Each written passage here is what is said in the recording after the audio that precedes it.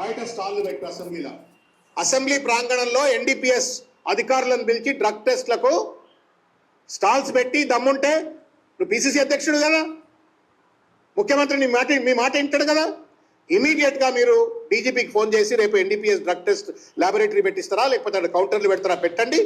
మొత్తం బీఆర్ఎస్ పార్టీకి సంబంధించిన శాసనసభ్యులు, శాసన మండలి సభ్యులు, ఇంకెవరన్నా రమ్మంటే కూడా మేమంతా బీఆర్ఎస్ వాళ్ళు వస్తాం. దమ్ముందా రేవంత్ రెడ్డికి లైన్లో నిలబడి రేపు పొద్దుగాల నిలబడాల, మొట్టమొదలై ముఖ్యమంత్రి నిలబడి డ్రగ్ టెస్ట్ తీసుకు. ఇక్కడ ఏం జరిగింది అంటే శ్రావణ్ ఏమంటుండు, డ్రగ్స్ టెస్ట్కు అందరు రావాలి. కేటీఆర్ని ఇరికిచ్చే ప్రయత్నం ఇది, కేటీఆర్ని ఇరికిచ్చే ప్రయత్నం ఇది అన్నట్టు. ఇరికిచ్చే ప్రయత్నంలో భాగంగా ఇప్పుడు ఈయన మొదలుపెట్టిండు. ఏం మొదలుపెట్టిండు, అందరూ ఎన్డీపీఎస్ వాళ్ళు రావాలి, వాళ్ళు కూర్చొని ముఖ్యమంత్రి మీరు చెప్తే వాళ్ళు ఇంటర్ బీఆర్ఎస్ పార్టీకి సంబంధించిన శాసనసభ్యులు, శాసన మండలి సభ్యులు, ఇంకెవరన్నా రమ్మంటే కూడా మేమంతా బీఆర్ఎస్ వాళ్ళు వస్తాం. దమ్ముందా రేవంత్ రెడ్డికి లైన్లో నిలబడి రేపు పొద్దుగాల. ఇదంతా ఎందుకు, ఇదంతా ఎవరు చేస్తున్నారు, హరీష్ రావు ప్లాన్ అనుకుంటా. ఇప్పుడు ఏంది ఇదంటే ఇదంతా ఏం చేయాలంటే టెస్ట్కి అందరు వస్తారు, ఎవరు దొంగలు ఏందనేది, ఎవరెవరికి పాజిటివ్ వస్తుంది అనేది కొంతమందికి తెలుసు.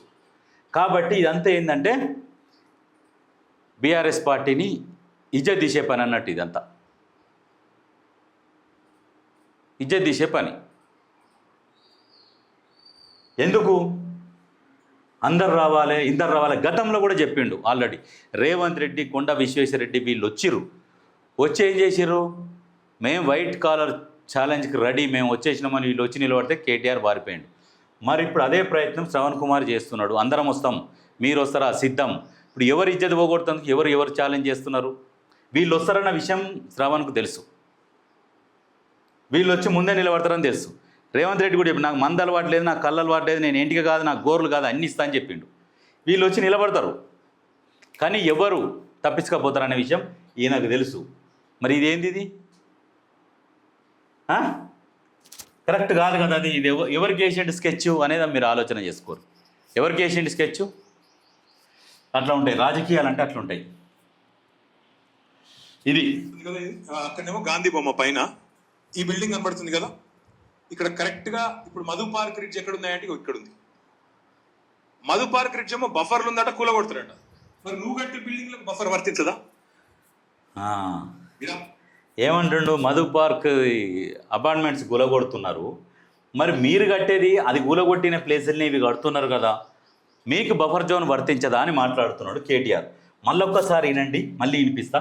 మధు పార్క్ ఉందో అది బఫర్లో ఉంది కాబట్టి కూలగొడతానని చెప్పారు రేవంత్ రెడ్డి గారు. అసలు మీరు ఏం చేస్తున్నారో, కుడి చేయి ఏం చేస్తుందో ఎడమ చేయికి తెలుసా మీ ప్రభుత్వంలో? నేను అడుగుతాం. ఈ బిల్డింగ్ కనబడుతుంది కదా, అక్కడనేమో గాంధీ బొమ్మ పైన ఈ బిల్డింగ్ కనబడుతుంది కదా, ఇక్కడ కరెక్ట్ గా ఇప్పుడు మధు పార్క్ రిడ్జ్ ఎక్కడ ఉన్నాయంటే ఇక్కడ ఉంది. మధు పార్క్ రిడ్జ్ ఏమో బఫర్లు ఉందట, కూలగొడుతున్నాడు. మరి నువ్వు కట్టే చెప్తాను, మధు పార్క్ రిడ్జ్ అనేది బఫర్ జోన్లో ఉంది, కూలగొట్టాలని చెప్పింది. ఎందుకు చెప్పారంటే అది ప్రజల నివాస కేంద్రాలు, అవి నివాసం ఉంటందుకు ఇండ్లు అవి. ఎందుకంటే నిత్యం రాకపోకలు జరుగుతుంటాయి. బోడా నీకు కూడా క్లారిటీ ఇస్తాం. అయితే ఇప్పుడు మూసీ సుందరీకరణ, మూసీ ప్రక్షాళన, ఇది కూడా ఇక్కడ 3 నదులు కలుస్తాయి. ఇక్కడ ఏం చేస్తారంటే ఇక్కడ గాంధీ విగ్రహం ఒకటి వస్తుంది. 5,000 కోట్లని ప్రచారం చేసిరు. ఇప్పుడు 5,000 కోట్లని మర్చిపోయారు.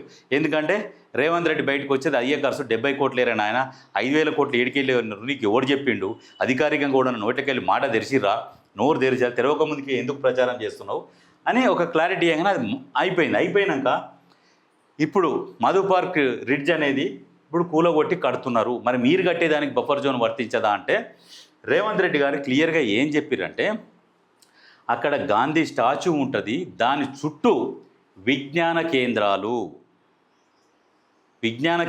ఉంటాయి.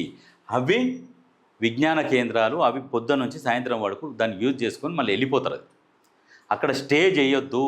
అక్కడ స్టే చేయడం వల్ల ప్రజల ఆరోగ్య పరిస్థితులు మంచిగా లేవు. రాను రాను ఇంకా ఇబ్బంది అవుతుంది. మీరు 450 నుంచి 500 కుటుంబాలు ఉంటాయి అందులో. ఆ 500 కుటుంబాలకు ఆ 500 కుటుంబాలు నిత్యము బయటికి వచ్చి లోపలికి పోవడం, బయటికి వచ్చి లోపల పోవడం. 500 కుటుంబాలకు ఒక్కొక్క కుటుంబానికి భార్యాభర్తలు 2 పిల్లల్ని వేసుకోరు, 4 2,000 మంది.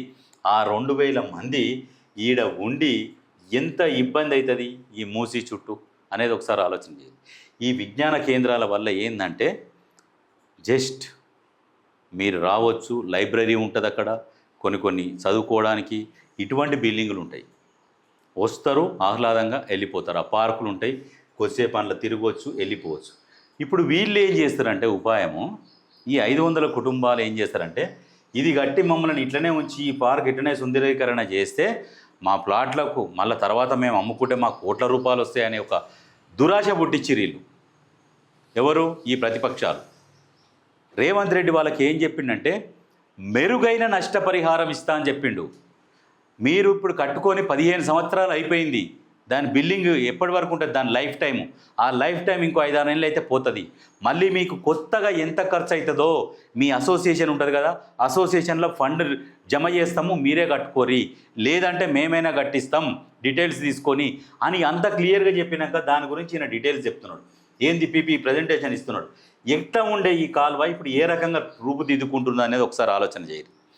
ఎంత సుందరీకరణంగా తయారవుతుంది. ఇళ్ళ నుంచి బోట్లు పోతుంటాయి, వస్తుంటాయి, దారులు ఇవన్నీ ఉంటాయి. ఇక్కడ ట్రాఫిక్ సమస్య ఉండకుండా నీట్గా ఈ విజ్ఞాన కేంద్రాల వల్ల మంచి మేధావులు, మంచి వాళ్ళు వస్తారు. కొన్ని క్లాసులు తీసుకునేది ఉంటుంది, యోగా సెంటర్లు ఉంటాయి, స్పోర్ట్స్కి సంబంధించినవి, పిల్లలు ఆడుకోవడానికి ప్రజల కోసం ఏర్పాటు చేస్తున్నారా నాయన. అవి రేవంత్ రెడ్డి వచ్చి అందులో ఉంటుంది కాదు, రేవంత్ రెడ్డి కుటుంబ సభ్యులు వచ్చి ఉంటుంది కాదు, అది ప్రజల కోసం విజ్ఞాన కేంద్రాలు, యోగా సెంటర్లు కావచ్చు, చిన్న ఇండోర్ గేమ్స్ కావచ్చు, కొన్ని కోచింగ్ సెంటర్ కావచ్చు, ఏవైనా పెట్టవచ్చు. అందులో విజ్ఞాన కేంద్రాలు జ్ఞానం పెంచుకోవడానికి కోసము కొన్ని ఏర్పాటు చేస్తున్నారు. ఇప్పుడు నీకు ఇంట్లో చూపించినందుకు ఇంత పెద్ద బిల్డింగులు కట్టరు. నీకేందంటే డ్రాయింగ్లా అట్లా లుక్ వస్తుంది బిల్డింగ్లది. నీ కాల్వన్నో మూసి సుందరీకరణో దీన్ని మార్చడానికి అవకాశం లేదు. ఇవి ఖచ్చితంగా ఈ క్లీన్ చేస్తారు ఖచ్చితంగా క్లీన్ చేసి ఈ చుట్టూ గ్రాస్ ఉంటుంది, ఇవన్నీ అవి యథావిధిగానే ఉంటాయి. ఆ మూసి స్మెల్ రాదు, గోదావరి నీళ్లు పోతాయి అందులో నుంచి, దాంట్లో పడవలు పోతుంటాయి. చూడ్డానికి ఎంతో ఆహ్లాదకరమైన వాతావరణం ఏర్పడుతుంది. అక్కడ వాళ్ళు ఉంటే మళ్ళీ వాళ్ళ డ్రైనేజ్ సిస్టమ్ ఎక్కడ పోవాలి, మళ్ళీ దీంట్లో కలపాలి. ఏం మాట్లాడుతావు, బుర్ర ఉందని కేటీఆర్? ఇప్పుడు 500 కుటుంబాలు ఆ డ్రైనేజ్ సిస్టమ్ ఇళ్ళ కలవాలి, మళ్ళీ ఇళ్ళనే కలుపుతారు.